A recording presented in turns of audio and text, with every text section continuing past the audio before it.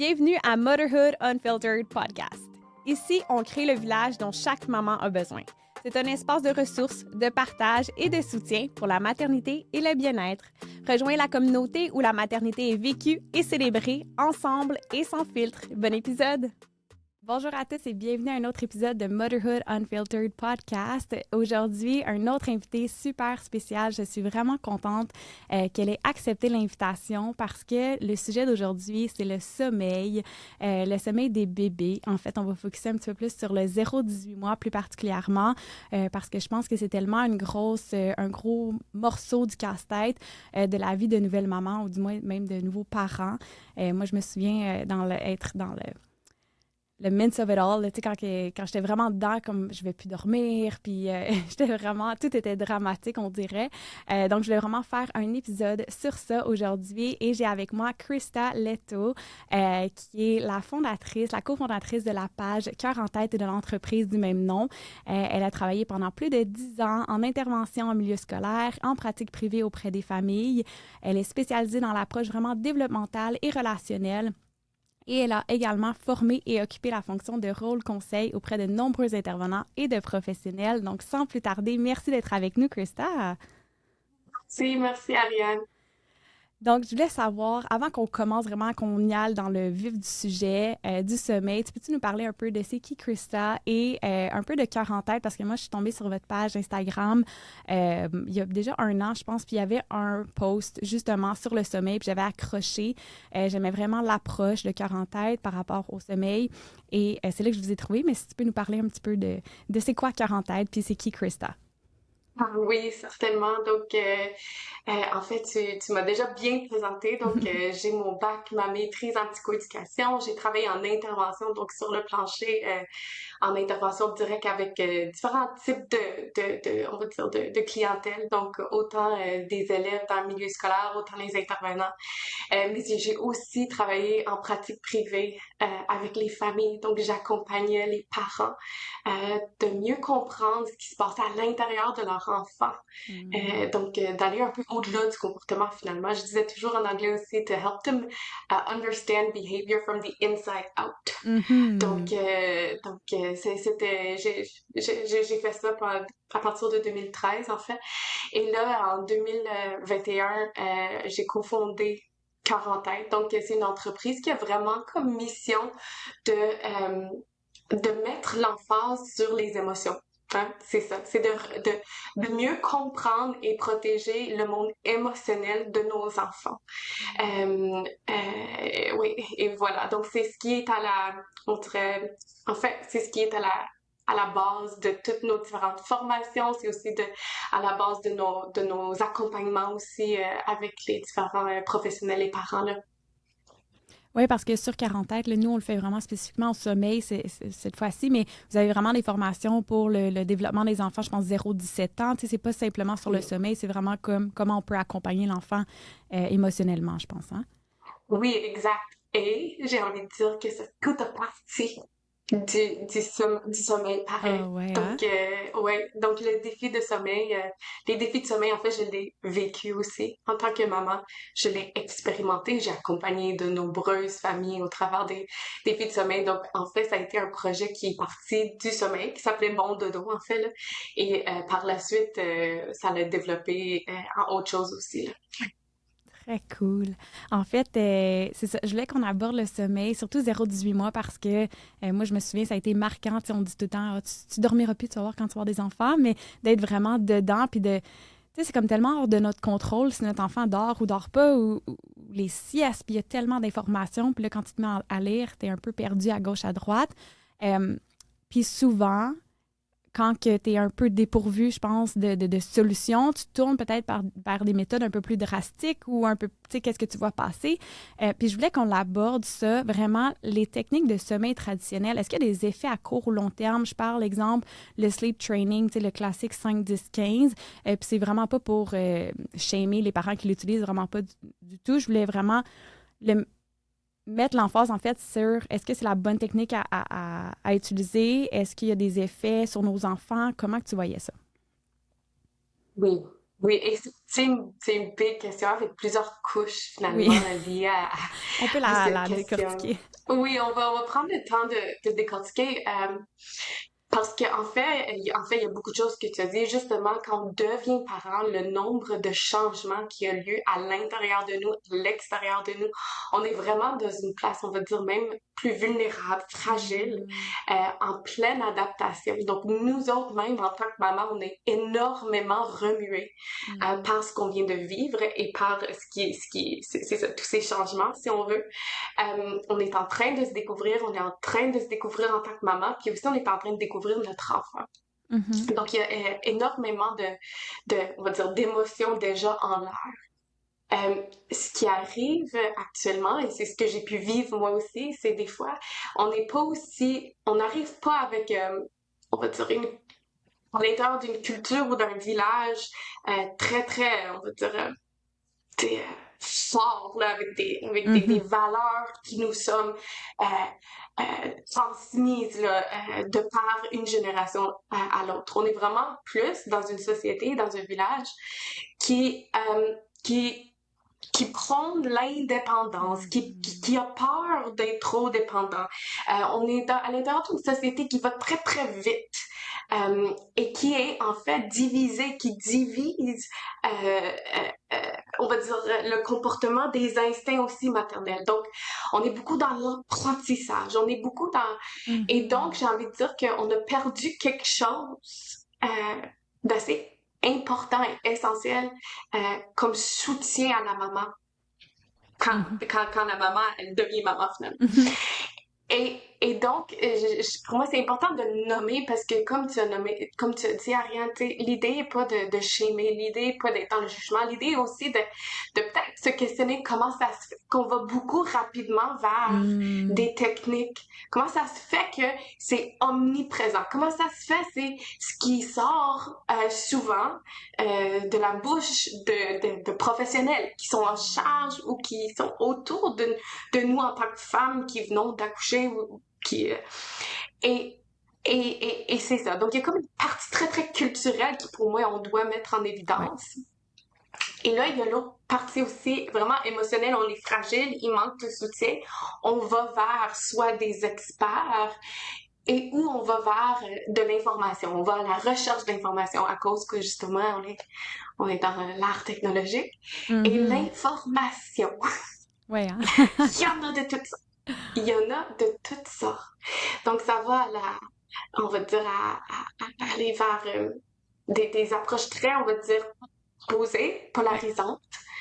Et on se demande, en tant que parent, en tant que maman, qu'est-ce que je fais avec ça, là? J'ai un enfant, est-ce qu'il faut qu'il dorme? Mon bébé, qu'est-ce qui se passe? Est-ce que je suis bonne? Est-ce que je suis pas bonne? Est-ce que c'est normal? Et là, on perd notre confiance. Mhm. On perd notre confiance et en perdant notre confiance, on perd aussi notre intuition. Mhm. Dans le fond, il faut être confiant, il faut se sentir en confiance pour connecter à nos instincts. Donc, on parle aussi dans l'autre, on va dire dans l'autre opposition, on parle de, oh, il faut, c'est très instinctif, c'est oui, et en même temps, on a des prérequis pour accéder à ces instincts-là. Mhm. Donc, si on baigne à l'intérieur d'une société qui ne le protège pas, si on va vers nos ressources qui ne les protègent pas, et si on est extrêmement remué comme maman, ben, ça se peut qu'on perd l'accès à Mhm. nos instincts. Et donc, c'est tout ça, je trouve, qui est important de mettre de l'avant pour, encore une fois, pour pas être dans le blame, puis pas être dans le shame parental, avant d'aller vers réellement, c'est quoi les effets aussi de l'entraînement au dodo. Donc, l'entraînement au dodo, en fait, euh, je dirais, se contextualise Mhm. ou s'inscrit à l'intérieur d'un contexte comportemental. Et, et quand je dis d'un contexte comportemental, c'est on fait abstraction des émotions. Mhm. C'est vrai. Donc, l'entraînement de dos, en fait, est pas basé sur la neuroscience. Elle est Mhm. pas basée sur le trauma, trauma informed. Elle est pas basée sur le développement des systèmes nerveux, donc de comprendre. Donc, tout ça n'est pas considéré à l'intérieur des techniques d'entraînement au dodo. Et pour moi, c'est des gros red flags, Red là. flag. Il faut, en tant que parent, repositionner, il est où l'entraînement, dans quel contexte se situe l'entraînement au dodo et qu'est-ce qui n'est pas considéré à l'intérieur de ces techniques-là. Et pour moi, c'est super important de relever ça à l'intérieur de notre discussion, là. Ouais. Maintenant, quand tu vas peut-être dans l'autre question, c'est que est-ce qu'il y a des impacts? En fait, c'est aussi ça. Et donc, c'est quoi Ouais. l'entraînement au dodo et c'est quoi les impacts? Ben, l'entraînement au dodo, tu l'as déjà nommé, Ariane, tu sais, on parle de 5, 10, 15, on parle de tout ce qui est extinction de pleurs, on parle des pleurs contrôlées. Donc, même quand on parle de je vais y aller, je vais rester 5 minutes, je vais sortir, je vais retourner. Donc, l'espèce d'essayer de penser qu'on peut contrôler des pleurs sans que ça ait d'impact. Est-ce que... Oh, excuse-moi, vas-y. Oui, non, Non, vas-y, j'allais dire, Ariane. est-ce que scientifiquement, est-ce qu'on peut vraiment entraîner nos bébés ou nos jeunes enfants à dormir? Is it a Non, thing? Non. non, ça existe pas. Ça existe pas. Dans le fond, on peut, on peut les entraîner à ne plus signaler. Hmm. On Wow. les entraîne à ne plus signaler ou communiquer. En fait, le sommeil, comme la marche, comme manger, comme avaler, en fait, c'est quelque chose de très spontané, naturel, si les conditions qu'on offre permettent à ce qu'on y arrive.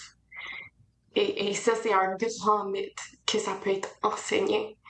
Et c'est encore une fois, c'est à partir d'une approche qui prône que si on le dépose, le bébé doit apprendre. Le bébé doit apprendre à dormir, il doit apprendre à être bien tout seul dans la bassinet, alors qu'il n'y a aucune, y a aucune on va dire, preuve scientifique qui peut démontrer qu'un bébé dort. En fait, le bébé on peut mesurer qu'il ressemble comme il dort. Tu sais, on peut, et ainsi de suite, là, ouais.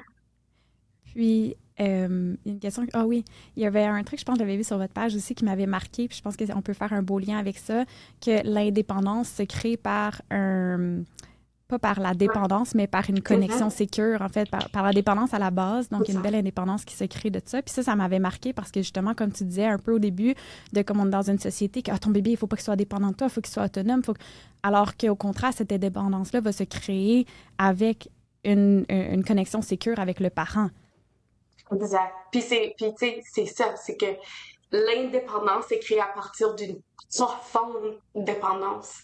Cette profonde dépendance, c'est-à-dire que le bébé se sent sous la charge et sous les soins du parent, comme quoi que le parent va répondre, comme quoi que le parent est là pour le sécuriser, amène le sentiment de sécurité, amène le sentiment d'être au repos à l'intérieur de la relation et amène le sommeil. Tellement. Puis aussi, souvent, quand on se tourne, ben, peut-être qu'il y en a que c'est naturel, mais moi, personnellement, je me suis tournée vers des techniques, je les ai pas essayées, là, mais je les ai lues. Puis ça allait tellement à l'encontre, je me disais, je peux pas la laisser pleurer dans sa bassinette, je peux pas, même si c'est 5 minutes. Pour moi, ça allait à l'encontre de mon cœur, de mes instincts. Fait qu'est-ce qu'il y a? Y a-tu, en fait, on peut peut-être terminer avec, y a-tu des impacts peut-être à long terme? Là, c'est ça que tu as parlé, que justement, ça ne prenait pas en considération les traumas, ça ne prenait pas en considération d'autres trucs.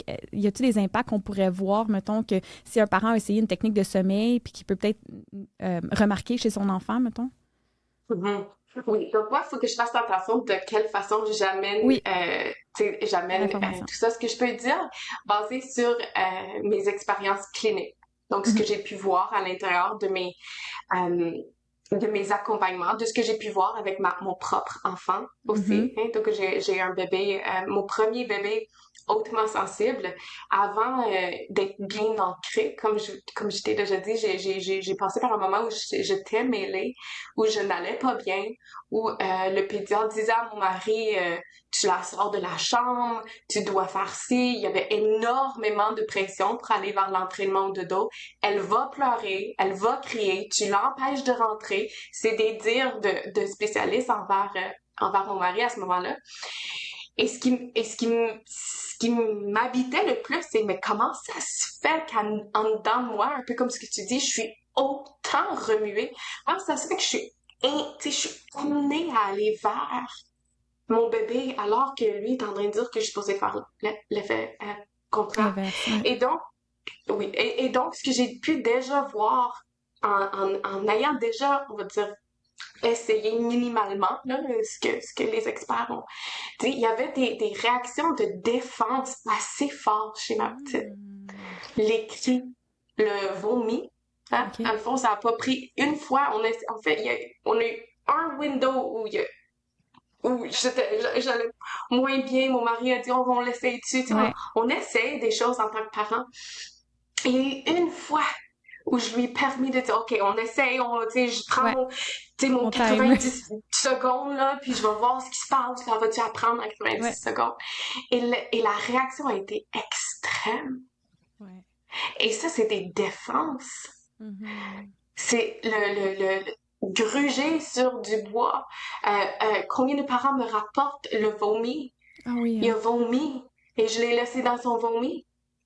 Et je dis pas encore, c'est pas pour shamer, c'est des protocoles ou des techniques qui sont encouragées. Mais il faudrait qu'on le laisse dans son vomi. Et donc, c'est de dire qu'effectivement, j'ai pu observer, j'ai pu vivre et j'ai entendu beaucoup de défenses qui peuvent s'activer dans nos tout-petits.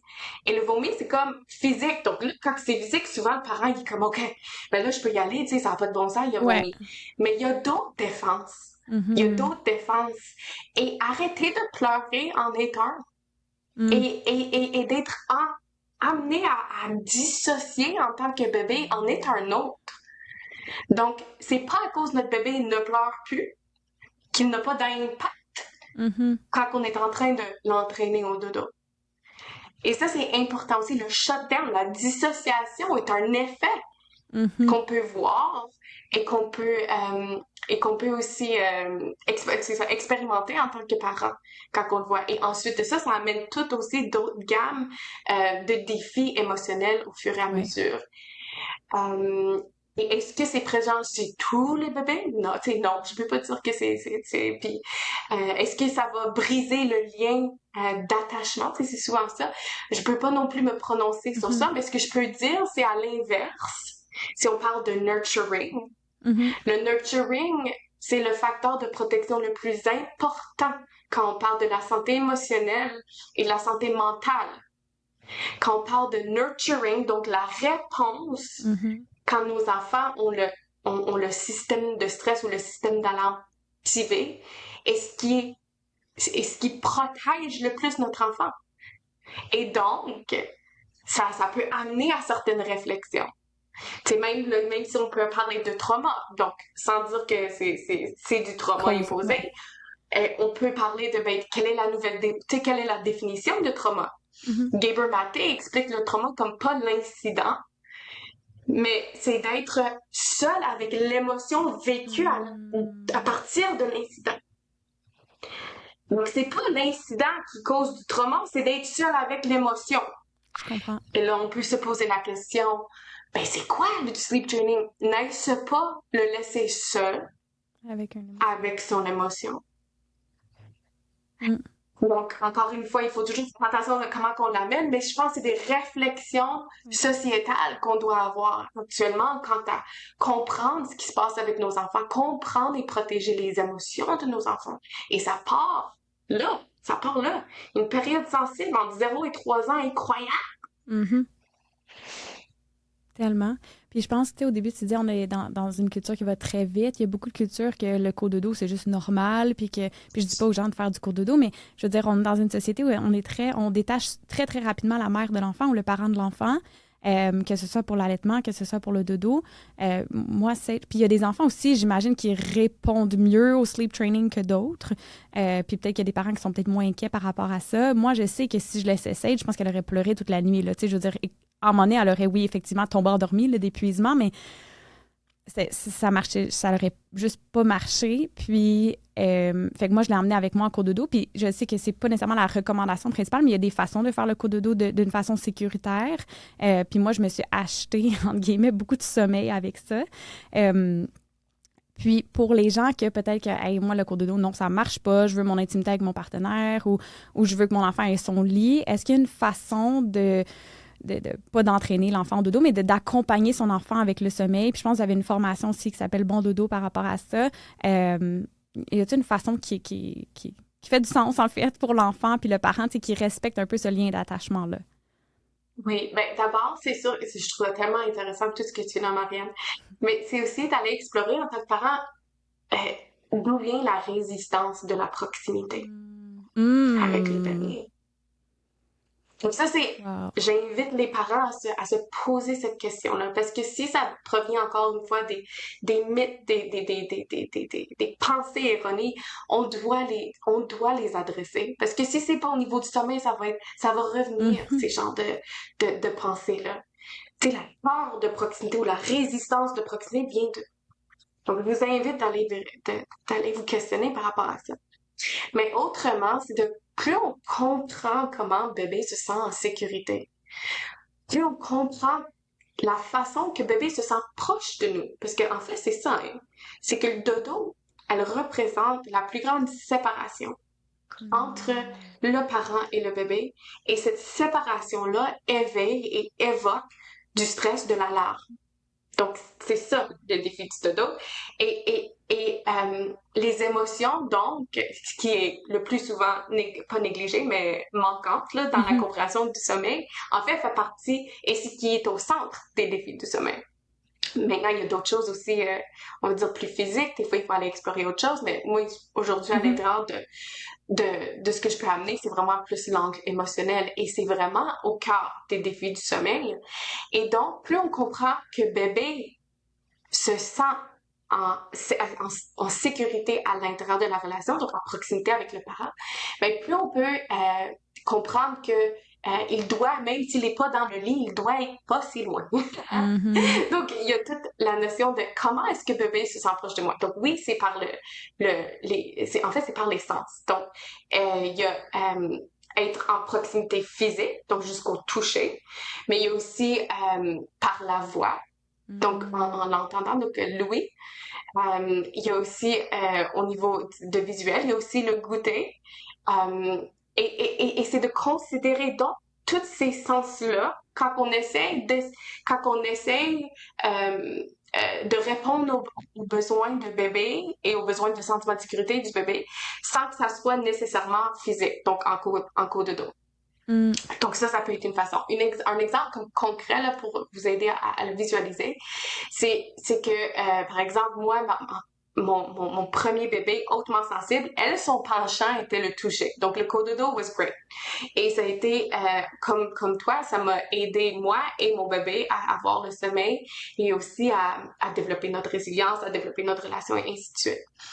Pour mon deuxième, qui est arrivé au monde, qui avait un tempérament un peu plus... même si elle est sensible, là, elle était quand même plus easygoing, si on veut. Mhm. Puis elle avait juste besoin de m'entendre. Ah. Et donc, moi, si je chantais, même si elle était Dans déjà son dans ma lit, ouais. chambre ou dans son... Je chantais et je gardais. Donc, elle se sentait en relation avec moi, elle était en sécurité, elle pouvait dormir. Le défi ou pas le hic ou comment dire, ce qui est intéressant de savoir tout de même, c'est que quand l'enfant est dans la première année de vie, c'est plus difficile de changer les penchants de Mm. notre enfant. Donc, quand même, j'aurais voulu chanter à ma première, ça n'aurait pas Ouais. été suffisant. Ouais, Donc, la il y a mienne une non plus. question de penchant. Oui, toi non plus. Donc, il y a une question de penchant, puis il y a une question aussi de tempérament au niveau de la sensibilité. Et plus on est sensible, plus on est plus, on va dire, rigide au niveau de notre penchant. Ce Mhm. qui fait en sorte qu'à un moment donné, en tant que parent, on doit travailler, surtout dans la première année de vie, avec le penchant de notre enfant. Et, euh, C'est tellement et c'est pertinent. ça. Est-ce Ouais. que tu crois que notre attitude, on dirait que je me remets, moi, quand elle est née, puis au début, tu sais, j'étais beaucoup peut-être dans, pas le manque de confiance, mais l'incertitude, je comprends pas trop. Puis, tu sais, honnêtement, je m'étais tellement préparée à l'accouchement que pour moi, le sommeil, c'était pas... mon bébé allait dormir, là, tu sais. Est-ce que tu penses que l'attitude du parent peut impacter l'enfant, mettons, sur son sommeil? Est-ce que si moi, je suis vraiment stressée, est-ce que mon enfant le ressent? Est-ce qu'il va moins bien dormir? Est-ce que tu penses que ça peut être relié? 100%. 100%. Donc, ce qu'il faut comprendre, c'est que son système nerveux capte notre Mm. système nerveux. En fait, nos enfants, ils n'ont pas la capacité à se réguler. Et donc, ils empruntent notre cerveau et notre état. Et donc, moins on est confiant, plus on est stressé, plus c'est ce qu'il reçoit aussi. Et donc, lui, ça l'alarme un peu plus et ça contribue au défi de sommeil. Et encore une fois, en tant que parent, des fois, on veut, tu sais, on est comme moi, je veux être parent conscient, donc je veux tout, comme consommer tout ce qui existe là, pour être encore plus outillée. Et c'est ce que j'ai fait à un moment donné dans les débuts, là. Et ça allait comme partout, comme je t'ai dit au début. À un moment donné, plus je consommais, plus j'étais mêlée, et plus j'ai perdu mon instinct, et plus j'ai perdu mon lit. Et plus je perds mon lit, ben, l'enfant le sent, et lui, il doit essayer de continuer à être en survie, là. Et donc, ça contribue au maintien des défis de sommeil aussi. Donc, toute cette peur, toute cette insécurité-là peut contribuer effectivement au défi de sommeil de nos enfants. Oui. Si je peux ajouter, peut-être, au début, tu sais, Sage, je dormais pas beaucoup, puis même ses siestes, là, c'est comme, fallait tout le temps que je me batte avec elle pour qu'elle dorme. Puis ça venait vraiment me chercher, tu sais. Puis de l'allaitement, puis c'était beaucoup. Puis je vois souvent, tu sais, je reçois souvent des messages, mais la charge mentale. Puis c'est vrai, mais quand je me suis rappelé que mon rôle premier, en ce moment, quand j'ai eu mon enfant, c'est d'être maman, puis d'écouter mon instinct, puis de l'aider à grandir, puis l'aider à se développer. Là, je comprends qu'après souvent 9 mois ou 1 an, souvent les mamans retournent travailler, mais pour l'instant, c'est les moments que tu as avec ton enfant. Puis tu sais, moi, je veux dire, les moments que j'ai eu avec ma première, je les aurais pu toute seule. Tu sais, je vais avoir toujours un deuxième à gérer. Fait que quand je me suis rappelé qu'en ce moment, c'est ça mon rôle, fait que oui, c'est beaucoup mentalement le sommeil, c'est beaucoup qu'elle dorme pas, c'est beaucoup l'allaitement, mais c'est ça mon rôle présentement, puis j'ai tout mon temps avec elle. Fait que je pense que ça m'a aidé à dédramatiser un peu, puis à peut-être écouter un peu, être plus connectée avec mon instinct, puis si en ce moment c'est le cododo, that feels good, puis tu sais, je veux dire, elle a 20 mois, puis j'adore encore avec moi, là. Tu sais, c'est ça, puis c'est pas pour tout le monde, je comprends, mais je pense, comme tu disais, d'oublier un peu les mythes ou d'oublier les pensées erronées, ou des fois, tu sais, c'est même nos parents qui nous transmettent ça. Ben là, voyons, non, tu peux pas dormir avec, ou la société, ou moi, j'ai des amis qui ont fait le sleep training, puis oh mon Dieu, c'était 3 jours d'enfer, mais après ça, là, elle dort, puis là, c'est tentant, des fois, d'aller vers ça, tu sais, mais je pense de revenir, comme tu dis, à ton instinct, je pense que ça peut être vraiment bien. Tellement ça. C'est tellement ça, Ariane. C'est de revenir à ce que what feels right. Et pour nous, et pour notre enfant, et on le voit. Tellement. Qu'est-ce qui feel right pour notre enfant? Puis je trouve que c'est beaucoup la peur de bousiller notre enfant qui revient, la peur de pas être correct, la peur. Mais on est équipé naturellement pour ça. On est équipé naturellement pour ça. Nos peurs proviennent de plein de choses de l'extérieur. Et plus que j'ai été capable de retreat en moi, là, en bloquant le reste, là, avec certains repères clés. Par contre, je dois avouer que de comprendre que, tu sais, moi, mon motto, c'est si l'intervention protège la connexion, it's good. OK, ouais. Si elle blesse ou si elle fait mal à la connexion, donc si c'est une intervention basée sur la séparation, je peux m'attendre à ce que ça soit pas une intervention à privilégier. Et donc, juste ça, là, ça m'a permis de comprendre c'est quoi le sleep training, par exemple. Et comme j'ai dit un peu tantôt, avec ma fille, c'était excessivement difficile, là. Moi, j'ai eu un accouchement excessivement difficile, voire traumatisant. J'ai été impactée. Mon bébé l'a été aussi. Elle ne dormait que moi dans les débuts, comme une petite grenouille.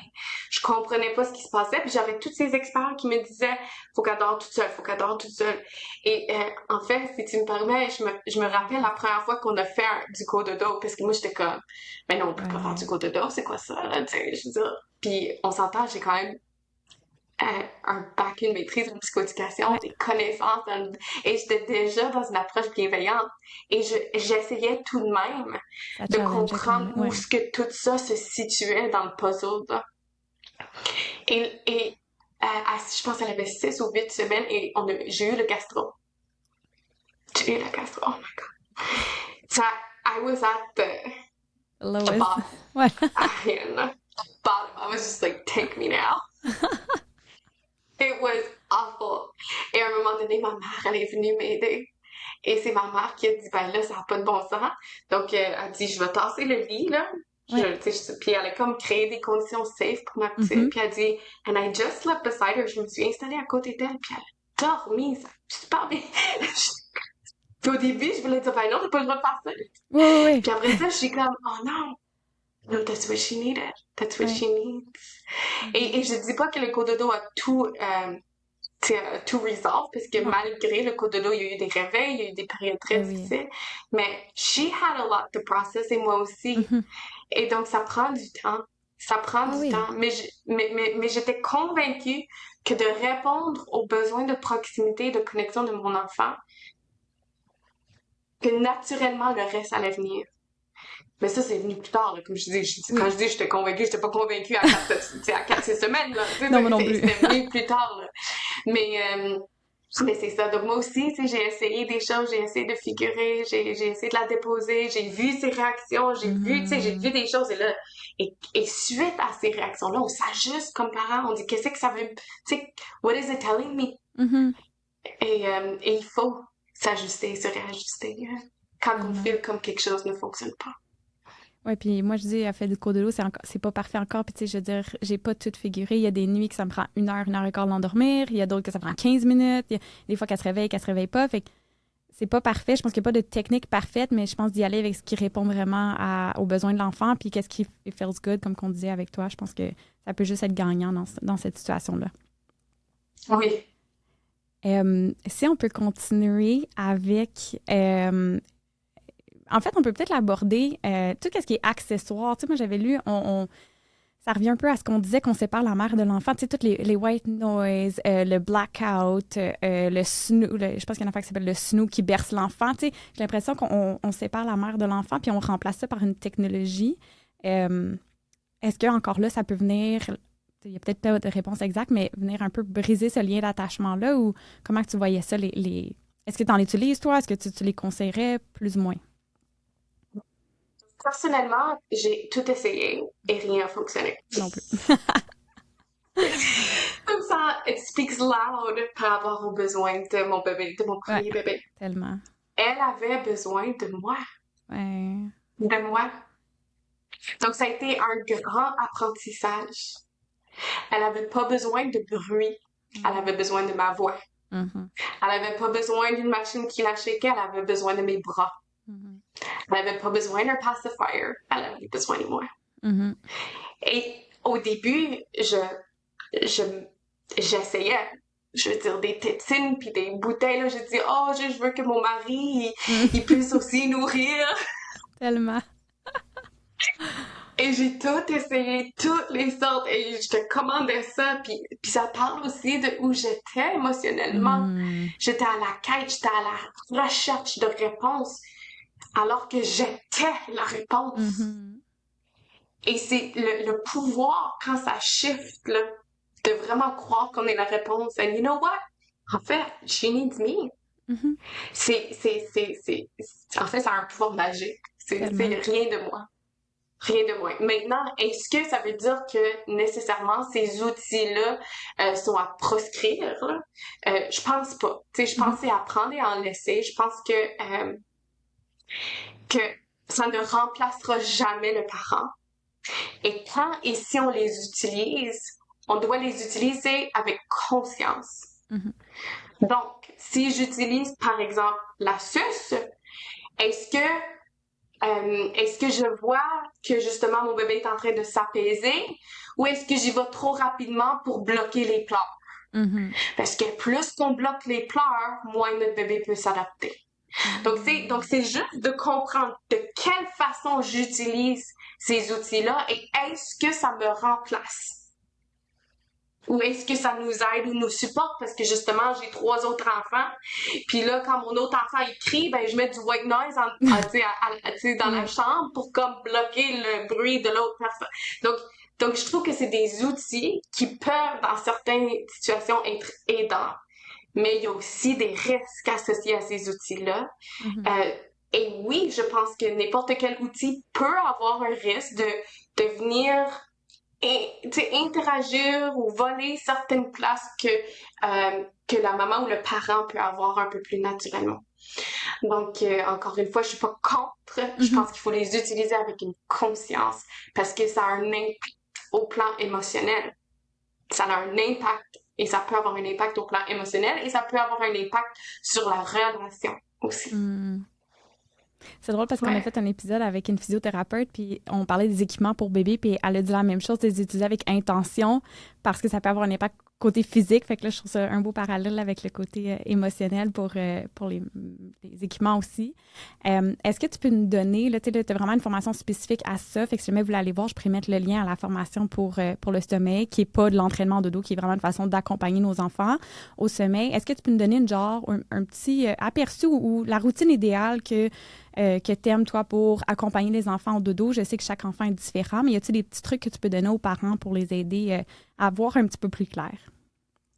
Ouais, au niveau de 0-18 mois, dans le fond, 0-18 mois, it's kind of, en fait, il y a beaucoup de périodes à l'intérieur du 0-18 mois qui sont distinctes ou spéciales à eux. Donc, Ouais, 0-6 mois, je vais pas tant dans la routine, en ouais. fait, là. Moi, j'encourage énormément le parent à découvrir l'enfant et à lire les cues de l'enfant, du bébé, à l'intérieur de ça. Puis même, pour nos enfants hautement sensibles, ça peut aller jusqu'à 1 an. Donc, moi, Mm. bien que je trouve que la routine, elle a une place, elle peut servir aussi de point de repère pour sécuriser nos enfants. Dans le 0-6 mois, j'en parle très peu. 6 à 1 an, si on en met, c'est-à-dire Mhm. si on, je sais pas, on s'assoit, on verse notre enfant, on lit notre livre, si il répond bien et on voit que ça a un impact positif, on peut continuer, mais ne pas rester rigide Mm. sur les routines, surtout dans la première année de vie, parce que ça peut créer l'effet inverse. Mm. C'est-à-dire, ça peut causer soit un peu plus d'alarme, ou ça peut faire en sorte qu'en tant que parent, on est focus sur la routine et non sur ce qui se passe à l'intérieur de notre enfant. Donc, notre champ de vision, ce qu'on voit et ce qu'on priorise devient très important en tant que parent. Donc, c'est des choses que j'ai envie de dire. Mais autrement, même si c'est pas une routine, on va dire, dans un horaire, il y a certaines choses que je trouve très aidant et apaisant. Donc, autant avant le moment du dodo qu'au moment du dodo. Mhm. Euh, dans la journée, on parle beaucoup de sortir dehors, donc d'aller s'exposer à la lumière naturelle pour aider aussi Le, euh, cirque, le circadian rhythm, là, ouais. oui, c'est ça, exact. Ce qui est pour moi vraiment, vraiment important. Ensuite de ça, on a tout ce qui est privilégié aussi le contact. Surtout avec dans la première année de vie, donc du portage quand on peut, si bébé se sent bien. Ensuite de ça, c'est aussi notre voix. Il y a beaucoup d'études là, qui parlent du pouvoir magique aussi de chanter avec notre enfant, de chanter. Donc autant les lullabies, là, autant au niveau de l'impact sur le parent, donc ça nous régule nous-mêmes C'est vrai. en utilisant des chansons. Que ça peut avoir un impact aussi de proximité, de sentiment de sécurité et de régulation au niveau de notre bébé. Et donc, n'hésitez pas à chanter. Mm. Allez-y, allez-y. Et c'est drôle, j'ai peut-être une petite anecdote à dire. Je me rappelle en fait mon mari qui est un peu plus cérébral, là. En fait, très, très cérébral. Et qui voulait aider avec le dodo. Puis, tu sais, comme tout le monde, des fois, on devenait très, très frustré, remué de parler de défis de sommeil. Puis, à un moment donné, il était dans une chambre. Je me rappelle pas, elle devait avoir proche de 18 mois. Puis là, il est sorti avec des grands yeux. Il a dit, là, j'ai trouvé ce que c'est, là. En fait, là, je me suis mis à chanter parce que j'en pouvais plus. Là, tu sais, j'étais tellement... Puis là, elle a dormi. Ah, c'est endormi. Et là, puis je dis pas que c'est magique, mais Non. à ce moment-là, tu sais, quand on parlait de l'enfant qui capte l'énergie Mhm. du parent, plus le parent devient fru, puis je veux dire, on Ah s'entend, on oui. devient fru, même si on a Ouais. toutes ces belles connaissances, là, quand ça fait 1 heure qu'on essaie d'endormir notre Ouais. enfant, on devient fru. Mhm. Et donc, plus on est dans la frustration ou dans l'alarme ou dans le qu'est-ce qu'il faut que je fasse, ben plus ça impacte aussi le temps d'endormissement, ça impacte aussi les défis de dodo. Et donc, c'était juste intéressant de voir à ce moment-là la stratégie que lui avait utilisée pour se réguler et Tellement. l'impact que ça a eu sur mon bébé, là. J'adore. Ouais, donc tout ça pour dire que absolument il y a le chant aussi. Puis après ça, à partir du 1 an, là, on peut venir utiliser d'autres choses aussi. Donc il y a aussi le bain. Donc tu sais, une routine Mm. un peu plus un peu plus structurée, sans être rigide, tu sais, c'est toujours ça que j'amène, là. Donc, Ouais. un moment de connexion ensemble, il y a le bain, mais si on voit aussi que notre enfant est beaucoup alarmé, là, aller dans les jeux aussi qui permettent l'expression là, des émotions de l'alarme, comme le peek-a-boo, le coucou, tout ce qui est cache-cache. Ce sont des outlets importants pour que l'alarme sorte et que l'enfant puisse avoir, on va dire, une couche émotionnelle de moins là, au moment du dodo.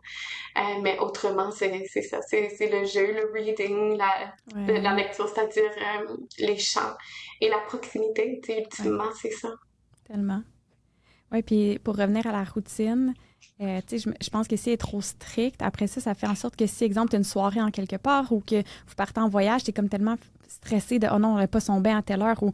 Fait que je pense que ça amène une belle résilience aussi d'être un petit peu plus souple sur ça. Nous, Sage, on va à voyage avec nous, puis à part son besoin de proximité, là, je veux dire, même si elle prend sa douche ou son bain un peu plus tôt ou un peu plus tard, ça ne vient pas changer vraiment son sommeil. Fait que je pense que c'est une belle... J'adore ce que tu dis. J'adore ce que tu dis, la constance la plus importante, parce que souvent, dans ce qui est populaire, justement, dans, on va dire, des approches comportementales, ils vont mettre l'emphase sur uniquement la routine. Et la constance, et la clarté, la conséquence, c'est les 5 C, là. Puis, alors que ce que mon bébé, mes accompagnements m'ont pu amener à comprendre, c'est que le facteur le plus important dans la constance, c'est la constance de la position et la posture du parent. Ah oui. C'est ce qu'il y a de plus important. C'est ce qu'il y a de plus important. Tellement. J'adore ce que tu dis. On pourrait peut-être passer, quand j'ai mis, on en parlait tantôt, j'ai mis une petite boîte sur Instagram, puis je pense que c'est la fois que j'ai eu le plus de questions. Fait que je pense que le sommeil, ça affecte un peu tout le monde. On peut peut-être passer quelques questions avant qu'on termine. Ben tu vois, on avait une question sur les white noise artificiels et pas bien, ou au contraire, c'est bon, puis ça donne un break à maman. Là, on a un peu répondu que de l'utiliser vraiment avec conscience. Que je ne sais pas si tu peux nous répondre, comment initier l'endormissement autonome en douceur pour l'entrée éventuelle en garderie? Moi, j'y ai pensé. Moi, je suis maman à la maison, mais j'y ai pensé s'il fallait que j'apporte Sage à la garderie. Je ne sais pas comment elle aurait dormi sans moi. Je ne sais pas si tu peux nous aider un peu là-dedans, comment qu'on peut... Oui. Dans le fond, c'est une fausse croyance de penser qu'on doit préparer, donc on doit pratiquer la séparation pour préparer nos enfants à dormir ailleurs. Donc ça, c'est une première chose qui est vraiment importante de souligner. Donc c'est pas en pratiquant la déconnexion que notre enfant va arriver à mieux dormir. Ça, c'est pour moi vraiment important de nommer. Mais j'entends le où le parent, tu sais, le où est le parent, c'est-à-dire qu'est-ce que je dois faire ou comment. Donc, on n'a pas besoin de préparer la déconnexion. En fait, on doit nourrir la connexion à la maison pour continuer à bâtir le sentiment de sécurité pour que ça puisse, qu'elle puisse un peu le porter en elle à l'extérieur de la maison. Rendu à la garderie, il y a un effet assez intéressant qui peut arriver. Donc, surtout dans la deuxième année de vie. Donc, tu sais, je vous parlais dans la première année de vie, on s'attache par les sens. Le bébé s'attache juste par les sens. Dans la deuxième année de vie, les bébés ou les bambins s'attachent aussi par ce qu'on appelle la similitude. Et donc, nos enfants se sentent en relation avec d'autres en étant comme les autres. Et on peut voir ça chez nous, par exemple, notre enfant de, je sais pas, justement, là, 18 mois ou 20 mois va mettre des lunettes pour être comme nous, va mettre nos chaussures pour être comme nous. Donc, nos enfants nous démontrent qu'ils sont capables de nous porter en eux en étant comme eux. Et c'est cet effet-là qui arrive souvent à la garderie. Donc, dans un contexte de groupe, il n'est pas rare qu'un enfant va être comme les autres enfants au niveau du dodo, puisqu'il y a un contexte de groupe. Donc, c'est l'effet, on va dire, de la dynamique relationnelle en contexte de groupe. Et ces mêmes enfants peuvent avoir autant de défis quand ils reviennent à la maison. Donc, quand je dis défis, en fait, ils peuvent vivre encore, on va dire, la larme liée à la séparation. Donc, c'est ce qu'on peut voir. C'est ce que j'ai vu en tant que maman. C'est ce que j'entends très, très souvent aussi dans ma pratique. Ah, c'est tellement... J'aurais pas pensé. Est-ce qu'elle peut nous donner des trucs pour passer d'une basinette à un lit de toddler? Je sais pas si tu peux nous éclairer un petit peu là-dessus. Donc, c'est sûr que si le parent fait, peu importe le choix de changement que le parent va amener. Donc, c'est quand le parent il dit, bon, ben là, je suis prêt et je vois que mon enfant est prêt à aller vers un changement. Je dirais qu'il y a des indicateurs En fait, je dirais qu'il doit avoir quelques prérequis. Le premier prérequis au niveau d'amener un changement, c'est de s'assurer que notre bébé n'est pas en surcharge. Hmm. Si notre bébé est vraiment en surcharge d'alarme, je sais pas, de ce temps-ci, justement, il vient d'aller à la garderie, il vient d'avoir, je sais pas, il vient d'être dans une période où il y a un peu plus de virus, donc il est en surcharge d'alarme, il vient de commencer à marcher, Mhm. et donc je vois qu'il y a plein de choses, c'est pas un bon temps pour faire un changement. Donc en tant que parent, on doit avoir certains indicateurs, bon, mon bébé, il est pas en surcharge d'alarme, il va bien. Et moi, je suis dans ma position de lead. Donc, pour Hmm. amener un changement, on doit absolument être dans cette posture qu'on appelle de leader bienveillant. Et donc, l'idée, ça va être de préparer l'environnement et de l'aider à s'adapter. Donc, par exemple, s'il est dans un bassinet, et là, on s'en va vers un lit, bon, le Mhm. lit est par terre, on peut expliquer, on peut faire plein de choses, on va dire, en préparation, mais le réel, on va dire, travail, là, va être lorsque l'enfant va probablement résister et où on va l'amener à s'adapter là Hmm. où il y a un changement. Et ça, c'est clé dans peu importe le changement qu'on souhaite amener. Donc, s'attendre et comprendre que nos enfants vont être remués par le changement. C'est-à-dire que ça se peut qu'il va pas aimer ça, ça se peut qu'il va vouloir Ouais. revenir à son bassinet. Et après ça, c'est la posture du parent. Donc, je sais ce dont tu as besoin, mon amour, je Mhm. sais c'est ce qu'il faut, si je sais c'est ce qu'il y a de mieux, et on accueille les pleurs. Donc, nous, à l'intérieur de ma mission, à l'intérieur de 40 têtes aussi, nous, on n'est pas une approche qui dit zéro pleur, là. Mhm. On est en fait, on comprend la fonction des pleurs qui Ouais. est de s'adapter et on les accueille. Donc, la différence avec, par exemple, l'entraînement en dodo, c'est que le bébé, il pleure seul dans son lit. Nous, on dit que les pleurs sont OK pour amener des changements si je suis là Ouais. pour les accompagner. Donc, c'est de comprendre qu'il va y avoir besoin de co-régulation. Donc, un adulte qui est en confiance et une disponibilité pour accueillir les émotions. Je comprends. Il y a beaucoup de questions qu'on a répondues aussi. Est-ce que les wake windows, puis tout ça, c'est vraiment comme ça provient, c'est une question qui m'est venue, là, qui vient d'une question d'ici, mais ça provient-tu de l'entraînement en dodo ou c'est vraiment it's a thing? T'sais, y a-t-il vraiment un horaire qu'on doit suivre à chaque mois, dodo, wake window, etc.? T'en penses quoi de ça? Pas vraiment. Donc, dans le fond, oui, c'est une approche plus comportementale, puis Mm. l'entraînement au dodo aussi est une dérivée de l'approche comportementale. L'idée, c'est que je pense que certaines repères peuvent être intéressants comme parents si on veut juste regarder.